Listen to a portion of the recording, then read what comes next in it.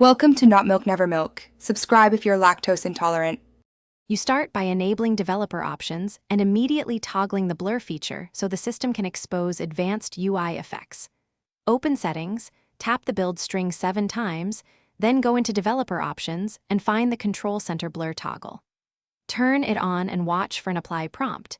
If none appears, restart the UI or reboot the phone. This step forces the OS to load blur shaders and resources, which is why a restart is necessary to make the new rendering pipeline active.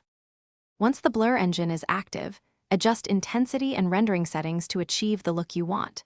In Developer Options or a trusted UI tuner app, change the blur radius, start around 8 and try up to 20 pixels, and enable GPU-accelerated rendering. Make sure to test the control center against light and dark wallpapers because contrast effects perceived blur strength. If animation stutters, lower radius or enable VSync and hardware layers. These changes change how the compositor composites translucent layers.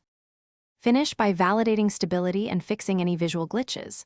Open Control Center repeatedly and check for halos, ghosting, or reduced frame rates.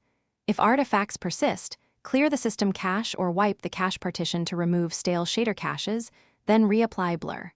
If toggling blur off and on doesn't help, capture logs with ADB logcat and note the exact steps that reproduce the issue. That evidence will speed support diagnosis. Make sure to report device model, Hyperos build, and any modifications.